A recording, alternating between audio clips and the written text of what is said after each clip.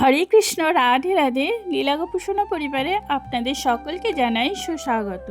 সকল সাধুগুরু বৈষ্ণব ভক্তবৃন্দের চরণে আমার সশ্রদ্ধ প্রণতি। প্রিয় দর্শক বন্ধুরা, চাতুর্মাস্য ব্রত আরম্ভ হচ্ছে। আজকের ভিডিওটিতে আমরা জানব চাতুর্মাস্য ব্রতের মাহাত্ম্য এবং চাতুর্মাস্য ব্রতকালীন কী কী আহার নিষিদ্ধ। তার আগে বন্ধুরা, যারা এখনও লীলাগোপোষণা পরিবারকে সাবস্ক্রাইব করেনি তারা সাবস্ক্রাইব করে বেল আইকনটা প্রেস করে নেবেন, যাতে নতুন ভিডিও আপলোড করার সঙ্গে সঙ্গে আপনাদের কাছে তা পৌঁছে যায়। আসুন জেনে নিই চাতুর্মাস্য ব্রতের মাহাত্ম্য। শ্রাবণ মাসে শয়নী একাদশীতে ক্ষীরসাগরে শ্রীহরি যোগনিদ্রাগত হয়ে শেষ শয্যায় শয়ন করেন। ক্ষীরসাগরে স্নিগ্ধ জলে তার পাদযুগল প্রক্ষালিত হয় এবং মা লক্ষ্মী দেবী সুকোমল করকমল দিয়ে শ্রীহরির চরণপদ্ম সুসমার্জিত করে থাকেন। ভাদ্র মাসে পার্শ্ব একাদশীতে শ্রীহরি পার্শ্ব পরিবর্তন করেন। কার্তিক মাসে উত্থান একাদশীতে তিনি উত্থিত হন। সেই শ্রীহরি বা ক্ষীরদকশায়ী বিষ্ণু জনার্দন পরমাত্মা রূপে সর্বজীবের হৃদয়ে বিরাজ করেন। এই 4 মাস তার শয়নকালে পৃথিবীর মানুষেরা হরিনাম কীর্তন, হরিসেবা পরায়ণ, হরিকথা আলোচনা, হরিনাম জপ প্রভৃতি ভক্তিপরায়ণ হয়ে দিন যাপন করলে সেই জনার্দন সুখে নিদ্রাগত হন।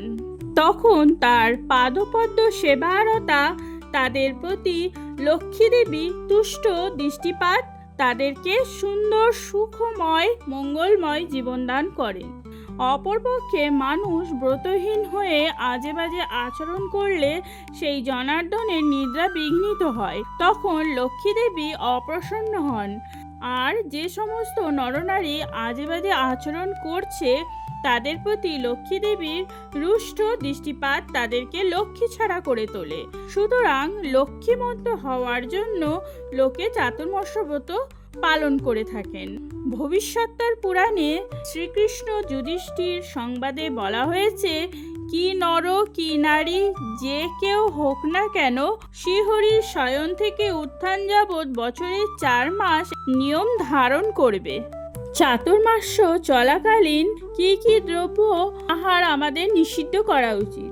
শ্রাবণ মাসে শাক, ভাদ্র মাসে দই, আশ্বিন মাসে দুধ এবং কার্তিক মাসে মাসকলাই অড়হর ডাল খাওয়া নিষিদ্ধ। বৈষ্ণবগণ কোনো মাসে আমিষ ভক্ষণ করেন না।